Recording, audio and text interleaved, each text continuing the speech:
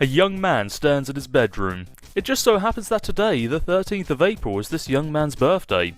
Though it was 13 years ago that he was given life, it is only today that he will be given a name. What will the name of this young man be? You choose to enter his name. Zeusmel Pooplord. Try again, smartass. John Egbert. Yes, let's go with that, shall we? John Egbert decides to examine his room. Your name is John. As was previously mentioned, it is your birthday. A number of cakes are scattered about your room. You have a variety of interests, but you have a passion for really terrible movies. You like to program computers, but you are not very good at it. You have a fondness for paranormal lore, and you are an aspiring amateur magician.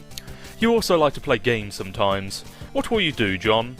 John will quickly retrieve his arms from the drawer. Your arms are in your magic chest, Poop Lord. Remove the cake from the magic chest for him. Out of sympathy for John's perceived lack of arms, you pick up the cake for him and put it on his bed. John quickly retrieves his arms from the magic chest. You receive your fake arms from the chest. You use these for hilarious antics. You capture log them in your Silodex, but you have no idea what that actually means though. There are other items in the chest. Go on, John, look inside that chest. In here, you keep an array of humorous and mystical artifacts, each one a devastating weapon in the hands of a skilled magician or a cunning prankster. You are neither of these things. Among the artifacts are 2 fake arms currently capture logged in your Silodex, 1 pair of trick handcuffs, 1 stunt sword, 1 magician's hat, 1 pair of Beaglepuss glasses, several smoke pellets, several blood capsules, and 1 copy of Colonel Sassacre's daunting text of magical frivolity and practical japery, and 1 copy of Harry Anderson's Wise Guy by Mike Caveney. Some of this stuff may come in handy at a later point, but for now, you just decide to take the smoke pellets. You stow the smoke pellets on one of your capture log cards in your Silodex. You still aren't totally sure what that means, but at least you're starting to get a hang of the vernacular at least. You have 2 empty capture log cards remaining, and John tries to equip his fake arms. You aren't totally sure if equip is the verb copacetic with the abstract behavioural medium in which you dwell, but you give it a try anyway. Unfortunately, you cannot access the fake arms. Their card is underneath the one you just used to capture lock the smoke pellets. You will have to use the pellets first in order to access the arms, but this is probably unadvisable since you just make your room lousy with smoke. Your Silodex's fetch modus is currently dictated by the logic of a stack data structure. You are never all that great with data structures and you find the concept puzzling and mildly irritating. But with any hope, perhaps you will advance new, more practical fetch modi for your Silodex with a little more experience.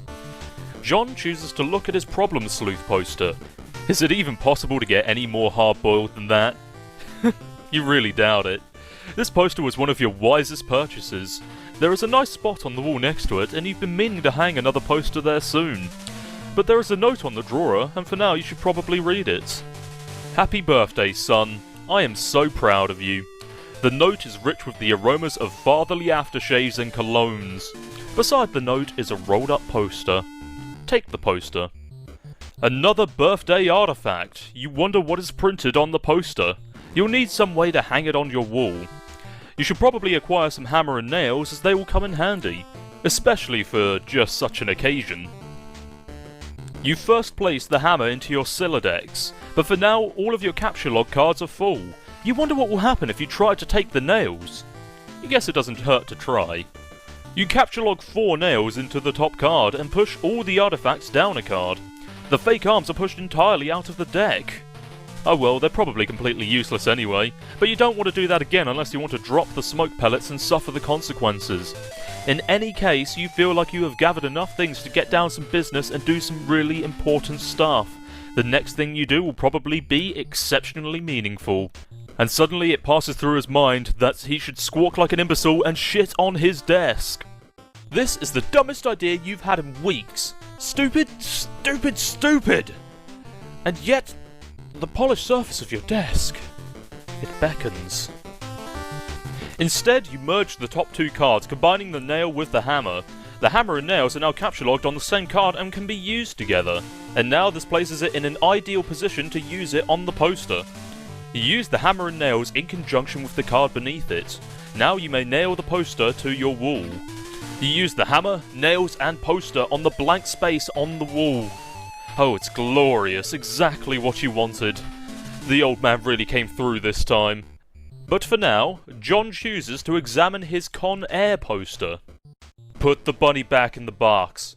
I said, put the bunny back in the box. Why couldn't you put the bunny back in the box? Morgan Freeman's genteel, homespun mannerisms were perfect qualities for a president residing over a crisis. Oceans rise, cities fall, and hope survives. Wow. Films about the impending apocalypse fascinate you, plus a black president? Now you've seen everything. After examining your calendar, you realise you've marked your birthday the 13th of April. Another day you marked was supposed to be the arrival date for the highly touted Suburb Beta launch. It's been 3 days already. It's starting to become a sore subject with you. But perhaps you should eat some cake. You are sick to death of cake. You've been eating it all day and you have no intention of clogging your Sylladex with it either. The cake stays put for now. You hear a notice from your computer. Someone is messaging you. You pull up to your computer. This is where you spend most of your time. You decorated your desktop with some rather handsome wallpaper which you made yourself. You're really proud of it. Your desktop is also listed with various programming project files. You are so bad at programming sometimes you wonder why you even bother with it. Your PestaChum application is flashing. Someone is trying to get in touch with you. Only one of your chums is logged in. He sent you a message. Hey, so, what sort of insane loot did you rake in today? I got a little Monsters poster. It's so awesome. I'm gonna watch it again today. The apple juice scene is so funny. Oh, hell, that's such a coincidence. I just found an unopened container of apple juice in my closet.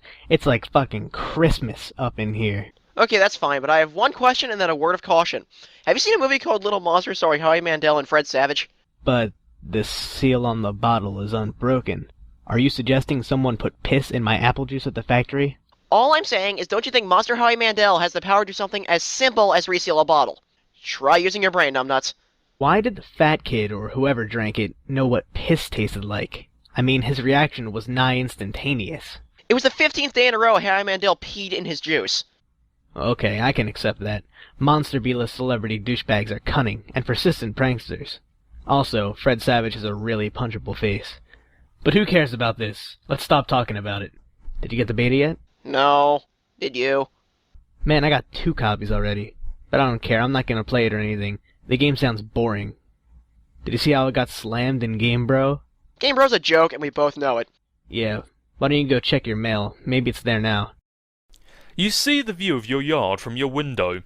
Hanging from the tree is your tyre swing. In a kid's yard, a tree without a tyre swing is like a proper gentleman without a monocle. That is to say, he can hardly be considered a terribly proper gentleman at all.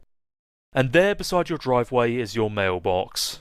The little red-armed swilly-dilly thing, or whatever it's called, is flipped up. What the hell is that thing called anyway? You do not have time for these semantics. The red flippy lever thing means that you have new mail, and that means that the beta might be here.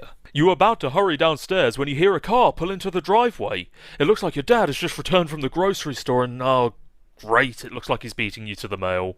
If you go downstairs to get it, he will likely monopolise hours of your time. You decide to chill out up here for a while until the dust settles. Sometimes you feel like you are trapped in this room, stuck, if you will, in a sense that possibly borders on the titular. And now your chum is pestering you again. The clockwork of friendship turns ceaselessly, operating the swing lever dealies of harassment in perpetuity. Whatever, the dude can just hold his damn horses. You know, you've put countless man-hours into this assortment of quality titles. But for now you decide to consult with the Colonel's bottomless wisdom. Good grief, this thing is huge. You could kill a cat if you dropped it. But to really dig into this hefty book, you will have to capture log it. You are not really sure if you are ready to logjam your other artifacts beneath it just yet. Capture log fake arms again. What did you just say? You don't want to clog up your... Oh, Jesus. In a momentary lapse of concentration, you accidentally capture log the arms again. Looking towards your computer, you don't think the situation is quite dire enough to go all the way to rancorous, but you still feel the PestaChum client should reflect your mood change in some way. Bully will have to do, you guess. This, unsurprisingly, does nothing whatsoever. Oh, right, you forgot your chum is still pestering you. Is it there? Please say yes. Maybe you can play with TT. She's been pestering me all day about it. She's macking on me so hard all the time, I start to feel embarrassed for her. I mean, not that I can blame her or anything. Yes, it's understandable because you're really attractive. I'm attracted to you. Thank you. JK, no, I don't have it yet. My dad has the mail. I guess I have to go get it and see if it's there. And I've been busy spending all afternoon shitting around with my stupid Silodex. It's so frustrating. What's your modus? What? How do you retrieve artifacts from it? Oh, like one at a time, I guess. And if I put too much in, something falls out. Stack? What is yours? Hash map? My bro taught me a few tricks. He basically knows everything, and is awesome. What the hell is that? You should probably brush up on your data structures. I guess. Did you at least allocate your strife specibus? Nah. It could free up a card for you, plus let you attack stuff whenever things get too hot to handle, which is never. What have you got? Well, I got a hammer, but it's trapped under some arms. Wow, you really suck at this, don't you? Just get rid of the arms and then allocate the hammer to the specibus. How? I don't know, just use the arms on any old thing and see if it works. For whatever reason, you stick the fake arms in the cake on your bed. This definitely makes the cake at least 300% more hilarious. You're sure the Colonel Sassacre would know the precise index of the elevated hilarity. And now you check the back of your Strife Specibus for the kind abstratus that you have in mind for it. Your Strife Specibus has been allocated with the Hammer kind abstratus. The hammer has been moved from your Capsulog deck to your Strife deck. Okay, I did it. Hammer kind? Yeah. Okay, that will be the permanent allocation for your specibus. I guess I should have mentioned that. Hope you like hammers, dude. Yeah, that's fine, I guess. I can't imagine it's going to be all that relevant. Now that you finally have some space in your Silodex to work with, you figure you might as well start squandering it immediately. Ordinarily, this ridiculous book would be way too heavy to carry around in any practical way. You guess maybe this is in one respect in which the cards present some convenience. Game Bro! Why the game of the year or whatever isn't as good as other stuff that I like better? So, Spurb is this game that a lot of cats seem hella pumped of, and this beta is sitting on my desk for review, so I'm like, yeah man, I'll write something. But I don't know. I'm like, so this is about houses or some noise? That's fine. I'm sure that's like fucking dynamite in a handbag for some brosives. But all I'm saying is, when do you get to thrash anything?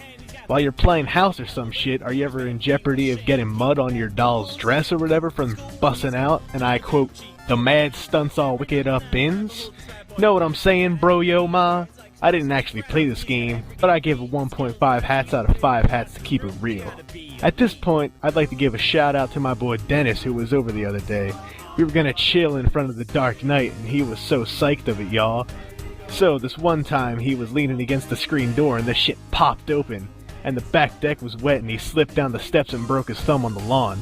It wasn't a long fall, but hey, I guess a thumb bone wasn't made for supporting the brunt of a huge useless tool against wet grass. We never did watch The Dark Knight on account of Ron tucking his bawling candy-ass girth to the hospital, but it's cool. I still got another watch in me, Brotel Rwanda. Bro notes. Dennis was so wasted, haha, I mean, damn. It might come in handy if you ever need something that burns easily. After looking at the Magician's hat, you expend your final card on it.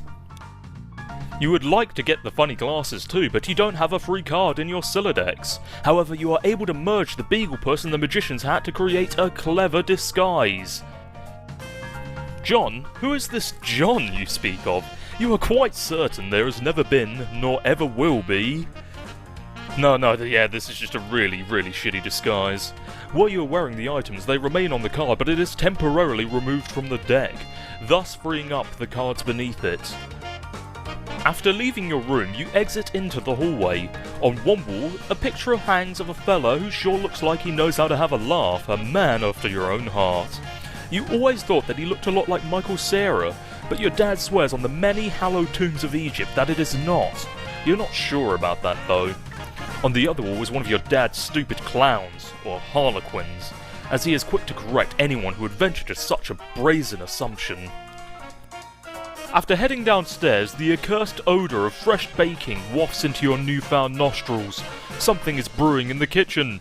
It must be the connivings of your arch-nemesis Betty Crocker, and the rich, buttery aroma of her plot stinks into high heaven.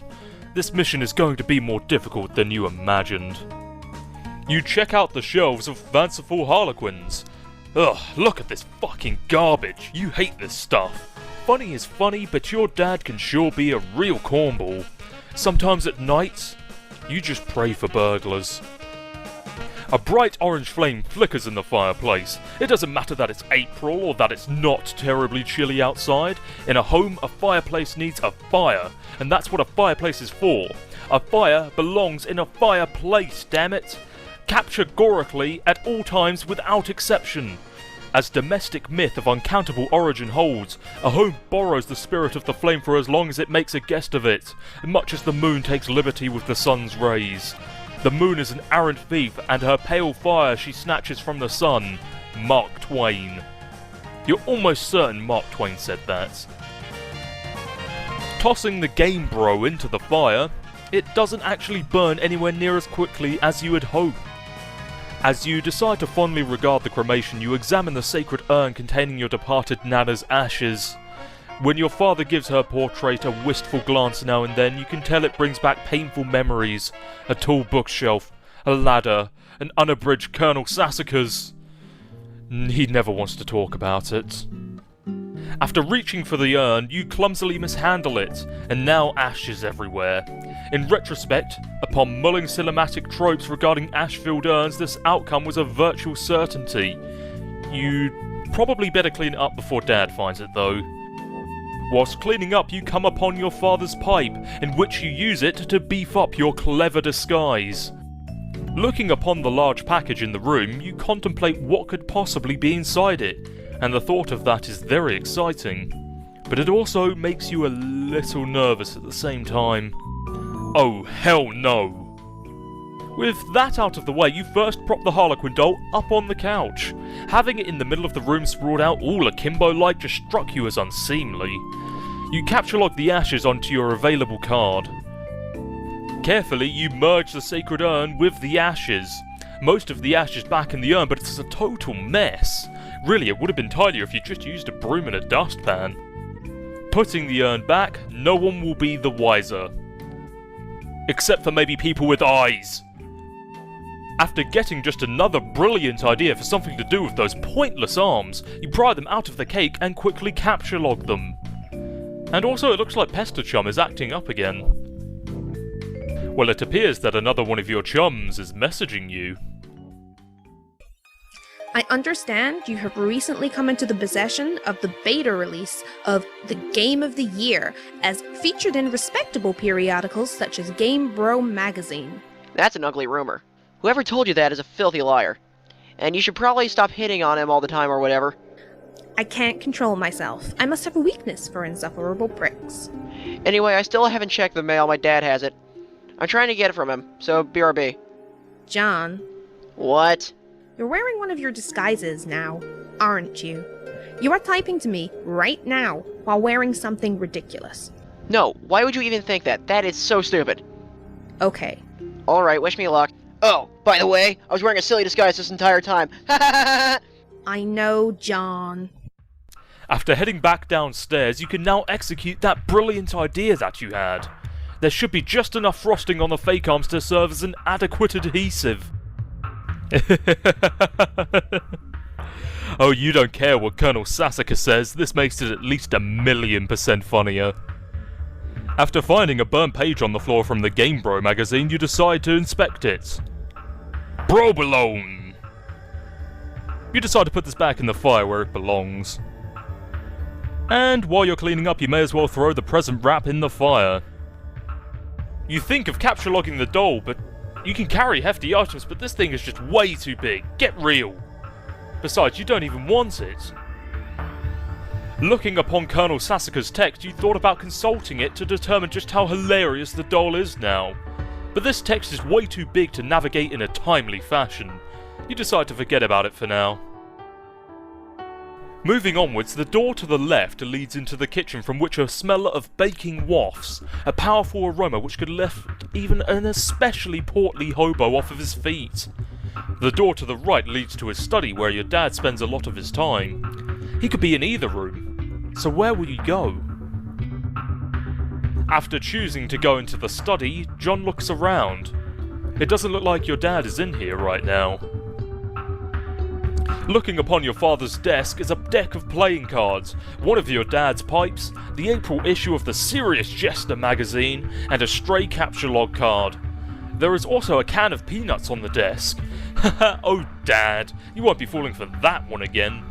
A severe peanut allergy is a terrible affliction to cope with. You swap the magician's hat with a bowler hat. This disguise is somewhat less funny, but a whole lot more distinguished looking. Your dad maintains numerous pipes around the household. A father without a pipe is like a strapping roughneck without a toothpick. That is to say, he can rather be a piss-poor excuse for a roughneck, if you ask me. You'd rather not take the pipe, though. The first one tastes bad enough as it is. But how you suffer for your comedy. Hey, there's a capture log card on the desk. Yes, this will be perfect for expanding the space in your cellar. Ah!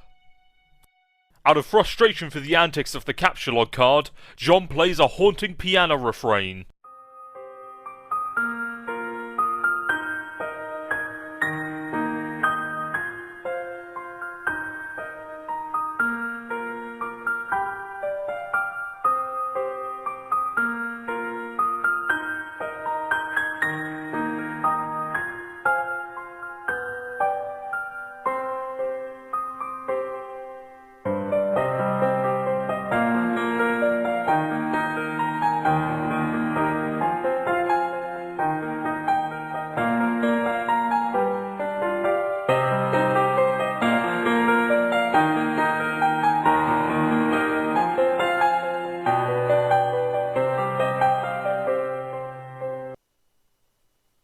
Now John decides to play 52 card pickups, the prankster's favourite card game, even though you are alone in the room, thus rendering it an especially foolish version of solitaire. So stupid! Look at this mess! The peanut gallery all over there is sure getting a kick out of it. You are allergic to their scorn. You go back into the living room and contemplate about checking the mailbox outside. You think perhaps you should exhaust all possibilities before plunging headlong into Dad's encounter. Your television is also currently airing a commercial. You exit the house. Hooray! After checking your mailbox, it is predictably empty. You have already been scooped by your father. The streets are empty. Winds skim the voids, keeping neighbours apart, as if grazing the hollow of a cut reed or say. A plundered mailbox, a familiar note is produced. It's the one desolation plays to keep its instrument in tune. It is your 13th birthday today, and as with all 12 preceding it, something feels missing from your life. The game presently eluding you is only the latest sleight of hand from the repertoire of an unseen Riddler. One to engender a sense not of mirth, but of lack. His coarse schemes are those less of a prankster than a common pickpocket. His riddle is absence itself. It's a mystery dispersing altogether, like the moon's faint reflection, with even one pebble of inquiry dropped in its black well. It is the most diabolical riddle of all. Absent diminishes little passions and increases great ones, as wind extinguishes candles and fans of fire. Walt Whitman. Yes, you are certain Walt Whitman said that. 100% positive. You have a feeling that it's going to be a long day. But despite this, maybe you should leave a surprise for the mailman. No. Looking into your dad's car, the door is locked and your dad has the car keys. You peer in through the driver's side window. You don't see any mail, but you do see a green package. There is also something underneath it that looks like a slip of paper. Could these items have come in the mail? You don't see anything else that usually comes in the mail, like bills or coupons. Maybe your dad forgot to take this stuff inside. You try to get a gander in through the kitchen window, but you can't see a whole lot. It seems that your dad has been doing so much baking, the glass has steamed up. God, he is so weird. But you can see what's on the table just beside the window. It looks like the mail is there, and included among it is a red package, some bills, your dad's PDA, and an envelope that appears suspiciously labelled with the Suburb logo. Could it be? Unfortunately, the window is locked. Heading back inside, you decide to go into the kitchen. You have no other choice. You are going in. Clever disguise, it's time to work your magic.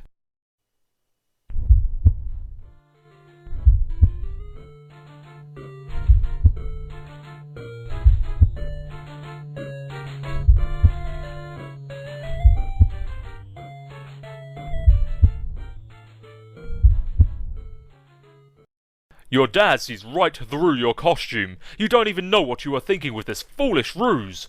You unequip the clever disguise. Your dad wields a dreaded artifact of confection. He stands between you and the mail. There is only one way to settle this. Strife!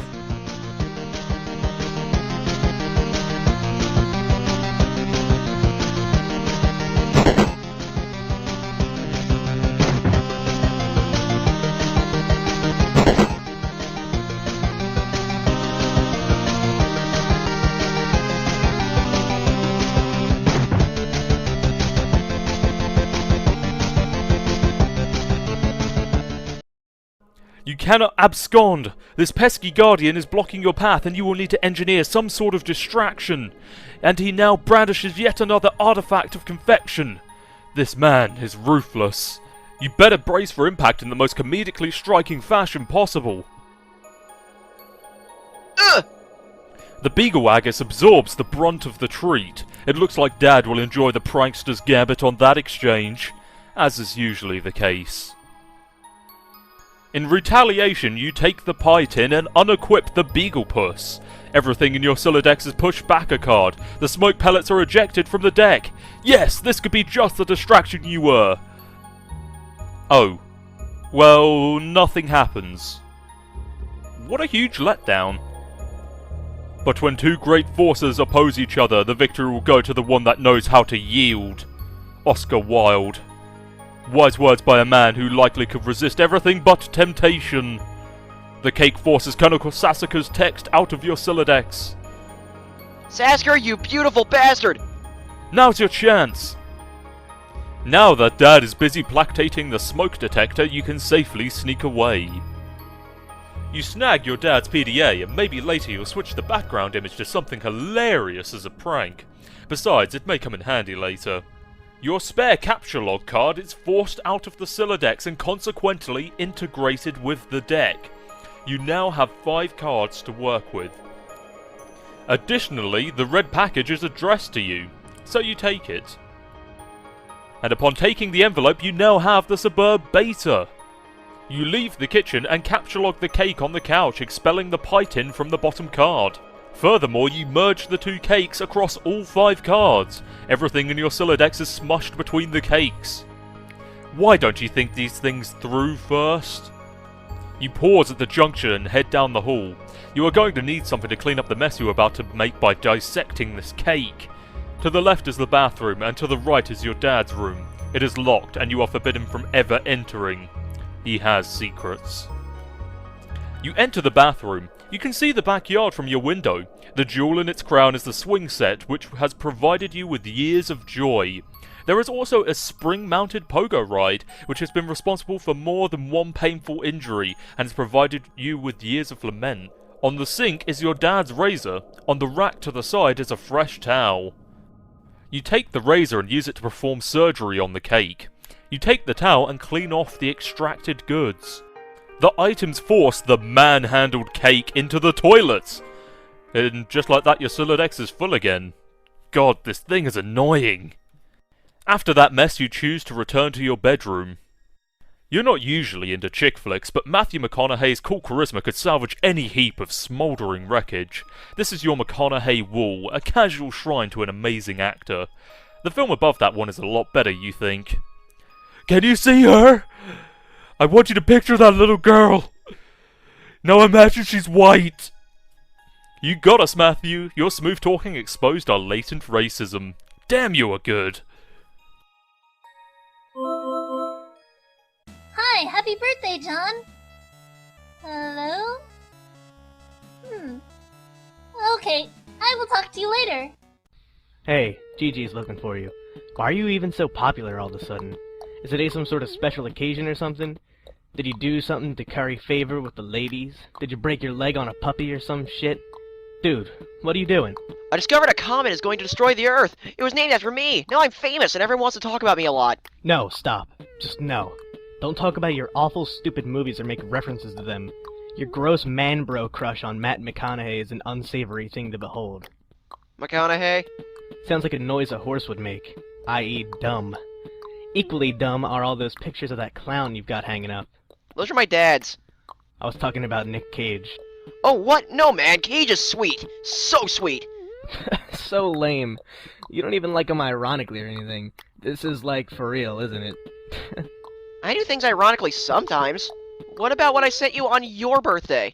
No, those are awesome. What? No, they're stupid, which was a joke. The ironic joke, get it? Wait, you're actually wearing them, aren't you? I'm wearing them ironically, because they're awesome. The fact that they're ironic makes them awesome, and vice versa.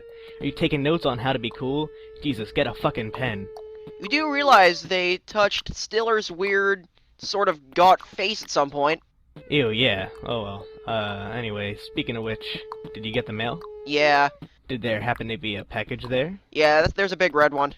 You should probably open it. I would, but it's trapped onto the Esper beta, so I will probably open it after I install the beta. Oh man, the beta came? Yeah, wanna play it? No way. Why not? It sounds so hells of boring, just get TT to play it. She's all about that. Where'd she go? Her internet is blinking in and out, I guess. Probably be back online soon. Oh, and Christ in a sidecar. Are you still using the stack modus? Seriously, dude. You need to bone up on your data structures. That shit is just ridiculous. Okay, I will. You decide to space out in front of the computer for a while before doing anything important. You open the Thypius web browser and direct it to what is indisputably the most amazing website ever created. The new adventure is okay, but you are not sure if you like it as much as the last one. You decide it's time for less meta and more beta. You insert the CD and install the Suburb Beta. What the fuck is this? You go to your closet where you keep a lot of the clothes and array of handy computer programming guides. Data Structure for Assholes by Buckminster Funny Uncle. Your ignorance just made me throw up a little. Now get a clue, you computer illiterate piece of shit. Free fetch modus in the back. You're not really sure if you really want to dig into this huge tome. It looks really boring and kind of onery. Maybe you'll just check out that free modus instead. You turn to the back of the inside cover where a free fetch modus is included in the plastic sleeve. This one is dictated by the logic of a queue data structure, operating on a first in, first out method rather than a first in, last out method of stack. Items capture logged in your Sylladex are no longer immediately accessible. You can only use the item on the bottom card and must wait for the items on the upper cards to be pushed back to it. For instance, the red package is now inaccessible. You can only use the razor at the moment.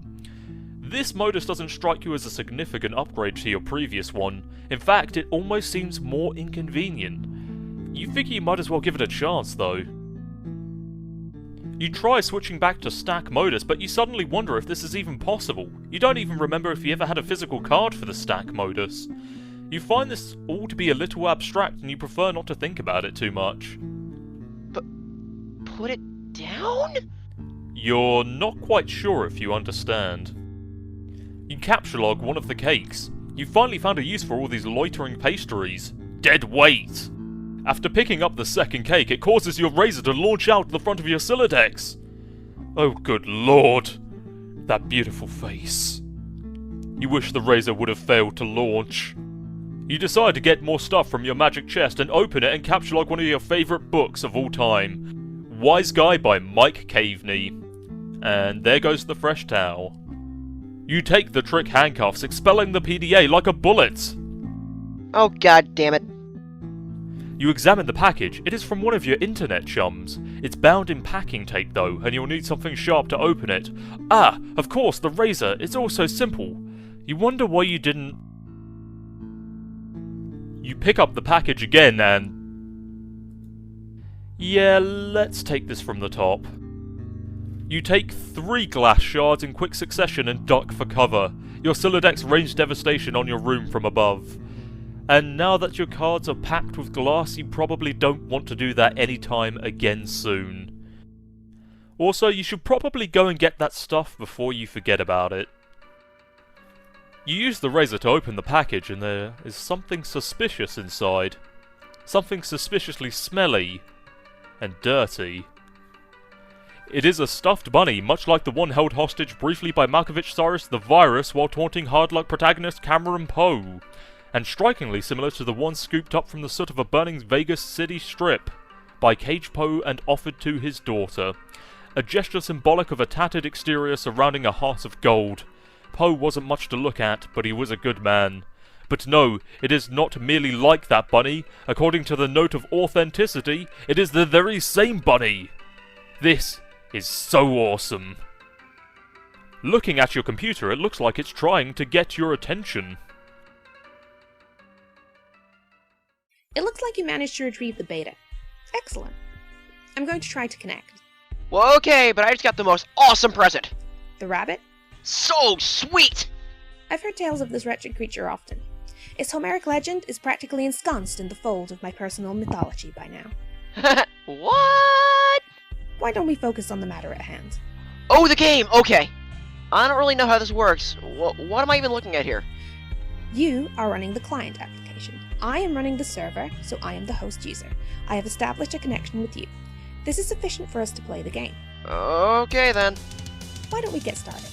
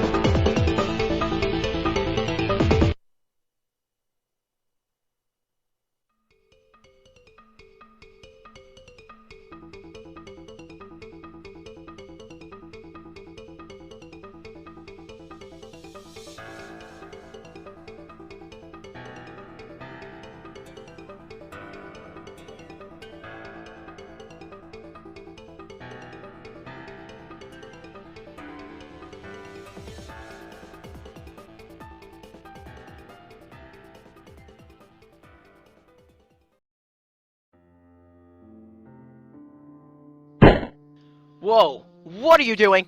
Sorry, I'm just getting a feel for the controls. Is my magic chest on the roof now? Yes. I will try and be more careful next time. You find your missing stack fetch modus and quickly reapply it to your Silodex. You can now opt for either the stack or the queue modus at any time. You toggle between your fetch modi with gleeful abandon. It looks like your dad is leaving again for more baking supplies. You're relieved to have the house to yourself again, if only for a few minutes. You just hope he doesn't notice the magic chest on the roof. Or all the shit you threw out the window, for that matter. Hey, do you think you could do me a favor? Can you grab all that stuff outside my broken window and bring it in for me? I'll give it a shot. Thanks. No luck. It appears to be out of range. I'm guessing it is too far away from you, the player. Oh. In an attempt to rectify the situation, you try to select John. But you cannot select a player. John abjures the meddlesome cursor. Put the bunny back in the box.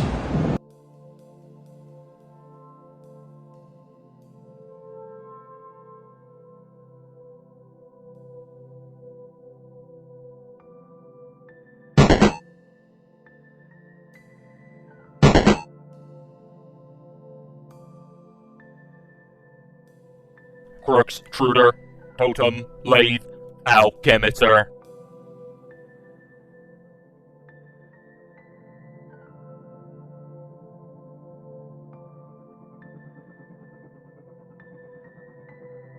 You don't know what the heck this thing is, but it sure looks neat.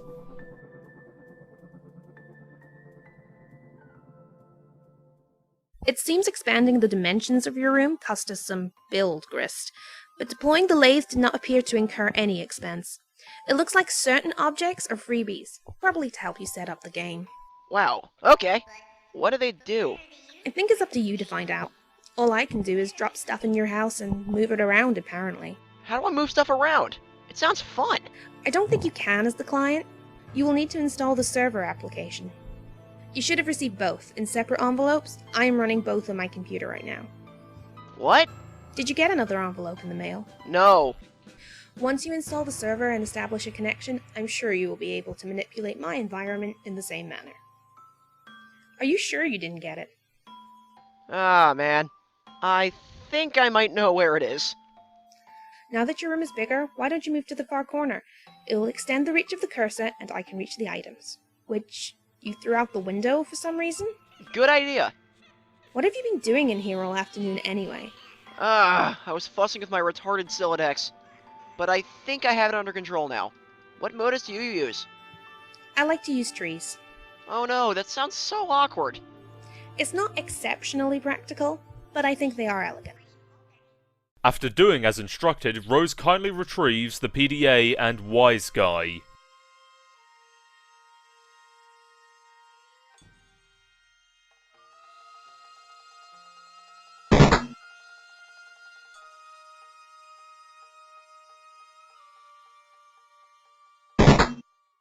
Why is the floor shaking? Are you dropping more stuff in my house? Yes, 2 more large gizmos. Okay, sweet. What is with all these big contraptions? If I had to guess, they appear to facilitate a sort of system involving punch card-based alchemy. Huh. To what end? I mean, what are we supposed to be doing in this game? That remains to be seen. Maybe you should go investigate. You decide to grab the PDA, switching back to stack modus so it is readily available. The interface is oddly sterile. No hilarious clown wallpapers or anything of the like. Oops, you mean Harlequin wallpapers. The Serious Business application is open. It seems your dad uses it to keep tabs on various acquaintances. His fellow street performers, maybe? You guess all those performing arts must have been pretty serious business after all. Serious business. Grey Slack 66 at 1721. Need counsel on removing coffee from necktie. Incident occurred 45 seconds ago. Beverage essences rapidly settling into fabric. Too busy for this at 1722. Please elaborate on incident. Grey Slack 66 at 1722. Was posturing unevenly to reach for hat on wall hook. Tip of tie slipped in open mouth of pot. Duration of dunk approximately 3 seconds. Office Urchin 1280 at 1723. Photographic documentation of incident. Well-pressed attire at 1723. Use ballpoint pen to roll up tip of cloth. Extract pen. Press rolled cloth against ceramic surface, e.g. restroom sink. In future, consider repositioning hat hook and or coffee pot. Grey Slacks 66 at 1724. Decided to return home for fresh tie. Soiled tie will be laundered immediately upon return. The following matters have been submitted in a frank and forthright manner for Pipefan 413's judicious appraisal. You install Pester Chum on your PDA. This should be useful. Now you can keep tabs on all of your chums while you wander around the house. Hey, I'm out on the balcony now. I am messaging from my dad's PDA. The one you threw into the yard. Nah, I'm telling you. It jumped out of my Silodex like a frightened weasel. What were you doing with it in the first place? I am not sensing a lot of regard for the personal property of others. Is this how your pent-up frustration with your father manifests itself? What? No! Those were all accidents! Please take your psychobabblery elsewhere, miss. Your bathroom is a mess. Did you do that too? Man, see, this isn't cool. All this snooping nonsense. There's a cake in the toilet. Yes, there is. I'm tempted to clean it up for you. Okay, if that will satisfy your weird OCD complex, then go ahead. My obsessive-compulsive disorder complex. Can a disorder also be a complex? In your case, probably. Sounds complicated. Anyway, I am going to have a look at this enormous platformy thing you put on the balcony. You examine the alchemeter in a cautious manner. You have no idea what to do with this thing. You can't actually find any controls for it. Having exhausted all other possibilities, you decide to just stand on it. This isn't very cautious of you, actually. You turn around and look through your telescope. It is a clear, sunny day with nothing out of the ordinary to report. At least nothing beyond the walls of your own home. Whoops. Whoops, what? What was that noise? Is this something I should go investigate? No, I have it under control. You can keep playing with your telescope. Ugh. I think I can patch it up. Just give me a little space. Why don't you go have a look at the Cruxtruder? The what? The thing I put in your living room. You jump down into the utility room. After doing so, you take the sledgehammer and the capture log card, combine the two and quickly apply it to your Strife Specibus. You think it's really cool that things don't always have to be such a federal fucking issue. Ha! It looks like another one of your chums is pestering you on your PDA. John, did you get my package? Oh, hey! No, not yet. Darn, are you sure? It was in a green box. Oh, yes, but it is in my dad's car, and he's still out at the store. He should be back soon. Great, so what are you up to today? I am up to my neck in the stupid Spurb stuff. TT is making a royal mess of my house. Lol, what's Spurb? Oh, it's this game. It's okay, I guess. I'm still trying to figure it out. Whoa, what was that? What was what? There was a loud noise outside my house. It sounded like an explosion. Wow, really? I will go outside and look. Oh, man. Alright, but be careful, okay? I will. Might as well check out the... Oh, hell no. You put this thing in front of the door? There's a door there? Yeah? I didn't see it. I just thought it would fit nicely into that groove. You mean you thought it was elegant? Okay, well, what do I do with this thing? Hello? What are you doing up there now? Oh, fuck. You examine the wheel on the Cruxtruder. When you turn the wheel, something seems to be pushing up from underneath the lid, but you aren't strong enough to make the lid come off. On the tub's journey to the driveway, the connection is interrupted. You can see me, right? Tell me, what is wrong with this picture? Sorry, I keep losing the wireless signal. Must be the weather. I would look for a stronger signal in another part of the house, but I'd rather not risk an encounter with my mother. I battled through her cloud of gin and derision once already this evening. Yeah, I hear you. Yes, cake, gestures, unfaltering love and support. Quite a road to hoe there. Though, I suppose I'm complicit for not informing social services about your situation. I know. What about going outside? Maybe you could catch the neighbor signal. That presents the same problem. Also, it's raining, remember? And dark. It's dark already? Yes, the sun has already had its way with us here on the East Coast. Its lurid glare has moved on to younger time zones. Okay. John decides that he may have better use of his time trying to hit the Cruxtruder with his sledgehammer. Need some help?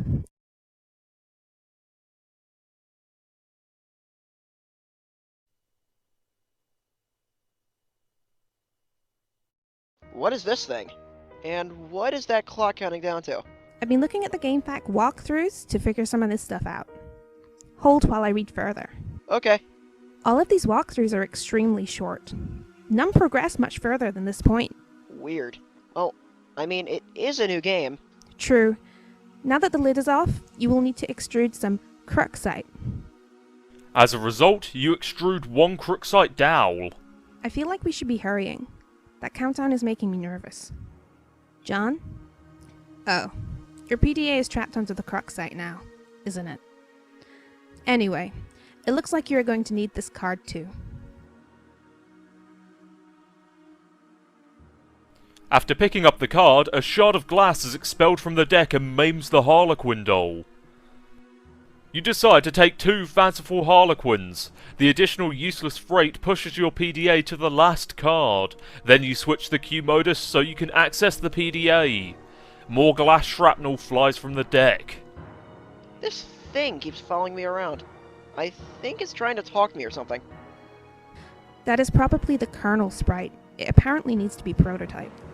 Twice, actually. Whatever the hell that means. Whatever the hell that means. These walkthroughs are horrendously written. Well, you are the one with the cursor, so just do whatever you think is the right thing to do. Also, fix my bathroom!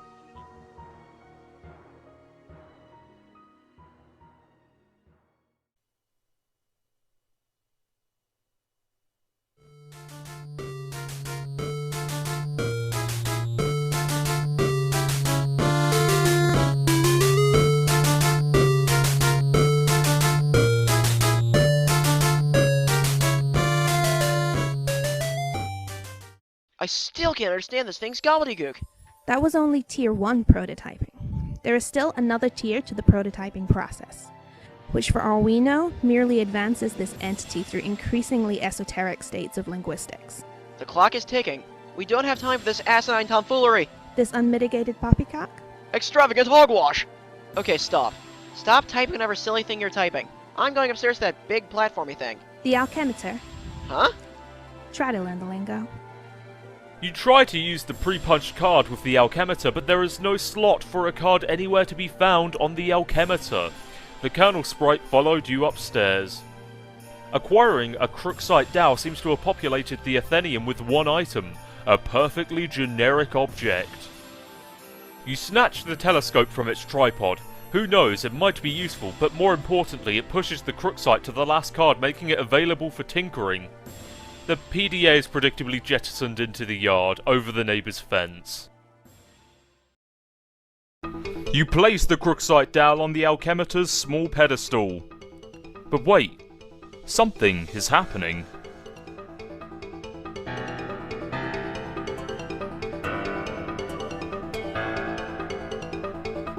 You set the alchemitor to cast 3 perfectly generic objects for some reason, expending a total of 6 units of build grist.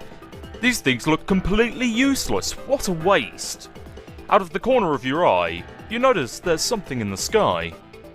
You switch back to your stack modus and get a closer look with your telescope. Whatever it is, the Colonel sprite seems to be particularly agitated about it.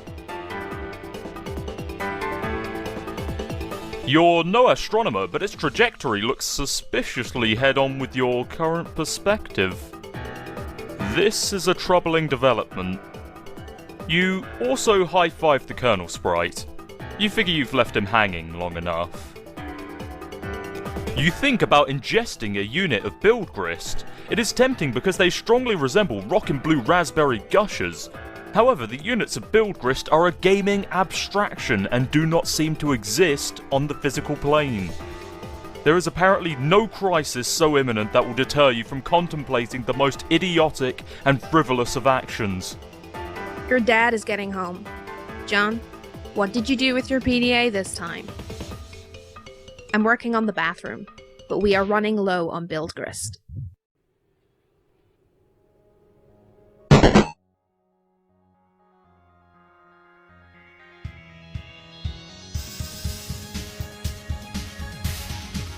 Upon returning to your room, you find that 2 chums have been trying to message you. I'm working on the bathroom, but we are running low on build grist. Oh man, who cares about the bathroom? Now there's a meteor heading for my house. I see. Do you suppose it has anything to do with the game? I don't know, maybe. What do I do? I think it's very likely. The walkthroughs vaguely suggest an impending threat before they end. The already poorly constructed sentences become even more curt and ambiguous, as if written hastily and with a sense of alarm. Actually, their dedication to updating the walkthrough under such circumstances is admirable. Wow, fascinating. If the meteor is a game construct, I think the only thing to do is to proceed, and try and solve the dilemma on the game's terms. Try using the lathe. It says you can use the card on it, but isn't more specific than that. Okay, I'll do that. Really, it is a labor to read this drivel. If I read any more, my brain will need to be spoon-fed from a jar, while it blows spit bubbles in a high chair. I think I will write my own walkthrough. That is, after we make sure you don't die. I heard you got the box. I hope you appreciate my heroic fatherly perseverance in getting it to you, in my rough and tumble, dirty, wife-beaterly sort of way. Also, I hope you appreciate how many no-talent douches had their mitts on that bunny before you. It's like a grubby baton in some huge douchebag marathon. Hey, where are you? Oh man, the bunny was awesome, but I don't have time to talk. I'm playing Spurb, and it's kind of a nightmare. TT is breaking everything in my house. Dude, I told you to steer clear of that game. And for that matter, you should probably wash your hands of flighty broads and their snarky horseshit altogether. And now there's a meteor coming, and I'm not even joking about that. It's like a big asteroid or comet or something in the sky heading right for my house! Oh man, how big is it? I don't know. Big, I guess. I gotta go. We'll talk later if I'm still alive and the Earth isn't blown up.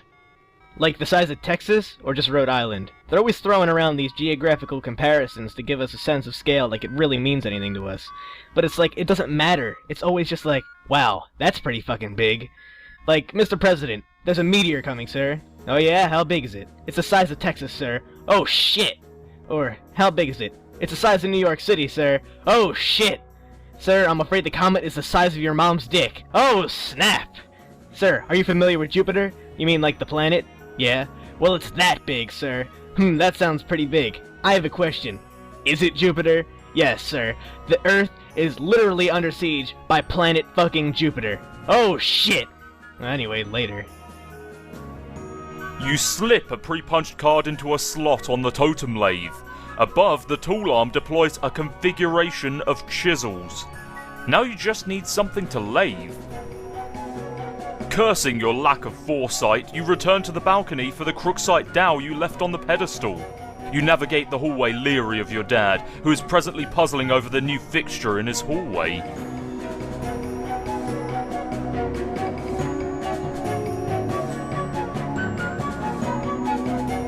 The perfect crime. You retrieve the crooksite dowel. Dad just shrugs and heads back downstairs, presumably to do more baking. If only he knew you were hard at work saving his ass. Moving on, you clamp the crooksite into the lathe. The lathe then carves one totem. You take said totem. Alright, I used the lathe to make this blue shapy thing. Now I guess I take it back to the alchemixer again? Hello?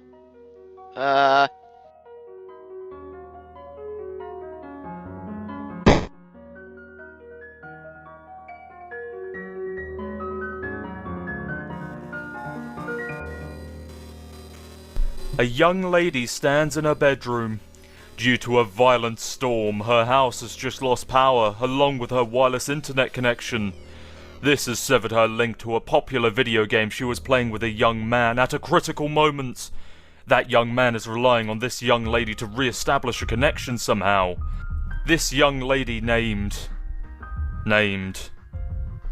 It's on the tip of your tongue. What was the name of this young lady again? Flighty Broad!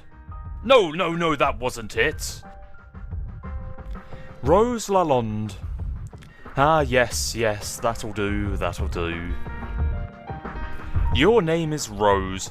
As was previously mentioned, you are without electricity, although your laptop computer still functions on battery power. You have a variety of interests. You have a passion for rather obscure literature. You enjoy creative writings and are somewhat secretive about it. You have a fondness for the bestially strange and fictitious, and sometimes dabble in psychoanalysis. You also like to knit. Your room is a bit of a mess, and on occasion, if just the right one strikes your fancy, you like to play video games with your friends. What will you do? Retrieve the arms from the purple box. The purple package's contents are private. No one is allowed to look inside. Writhe like a flagellum and puke on your bed. The thought alone makes you sick to your stomach. Then how about you stroke your writing journal and mutter, "My precious." You would only resort to such an embarrassing activity while no one was watching. These journals are for your eyes only. You capture log the violin, storing it in the root card of your Silodex. Furthermore, you choose to play a haunting refrain on your violin.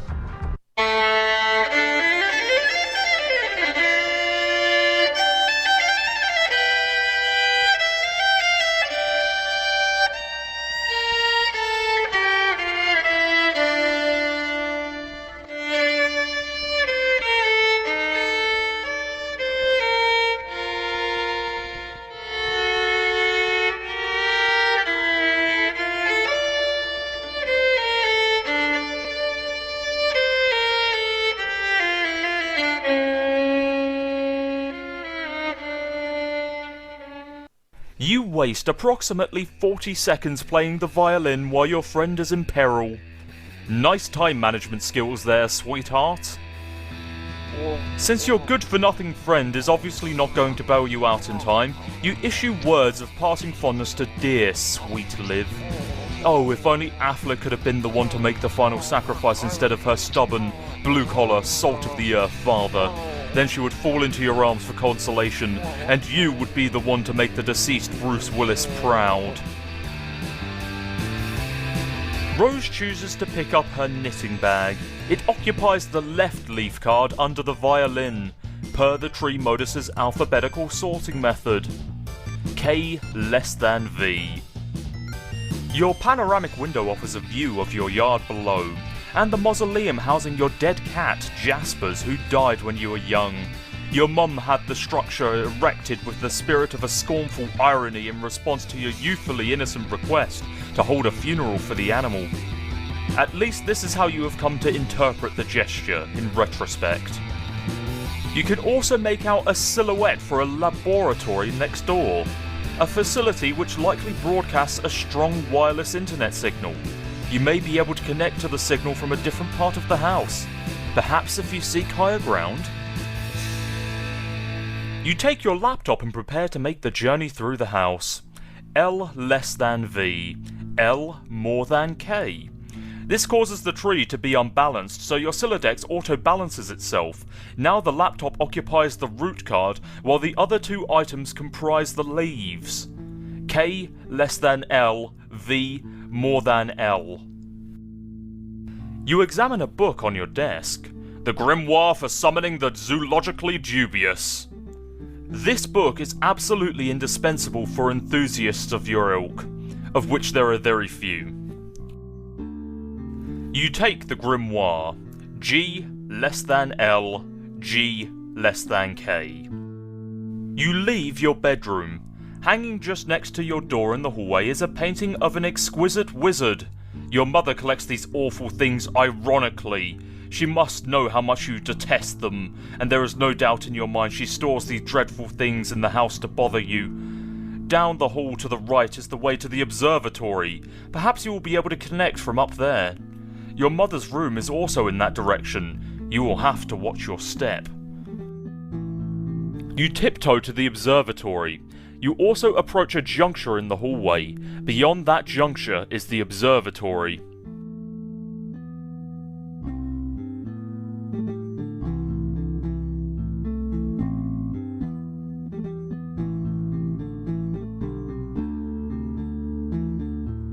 This door leads up to the observatory. You haven't ventured up there in quite some time. The door opens to an exterior walkway leading to the observatory entrance. You've seen less inclement weather before. Oh, the things you'll do to help out a friend. You first put your laptop down on the floor to get it situated, but removing it from the root card causes all the branches and leaves to be severed. Your items are dumped unceremoniously on the floor. You're in a hurry, sure, but that doesn't mean you can't take a moment to peek through the huge telescope. You find a gap in the clouds. It seems a flurry of smaller meteoroids is streaking steadily overhead. You're not sure what this means, but it is somewhat disconcerting. You stack the laptop on the Grimoire to increase the maximum elevation. You'll need every advantage you can get. There are several signals being broadcasted from the laboratory, each one of relatively decent strength. One of them is mysteriously and quite conveniently unsecured, requiring no password. You select the signal and reconnect to the game with John. I'm back. Hurry up and open my door! Not that it even matters, I think I'm probably dead no matter what. Patience. You still haven't used the new totem. Huh? I believe it will create the item on the punch card. So what is it, like an apple or something? What good will that do? We'll see. I found no evidence that anyone has successfully created the item. And the content of the card appears to be variable from session to session. In one instance, it was described as an eggy lockin' thicket. Do we have enough of these building jewels to make it? According to the Athenium, it is a free item. This speaks of its importance, in my view. Now off you go. Well, there goes the rest of your build grist. Also, you probably should have just done this in the first place. You take the totem to the alchemitor, but you've got to get those stupid blocks out the way first. The Colonel sprite is getting awfully worked up about all this. You store the perfectly generic objects in your Fernalia registry, potentially to be deployed at a later time.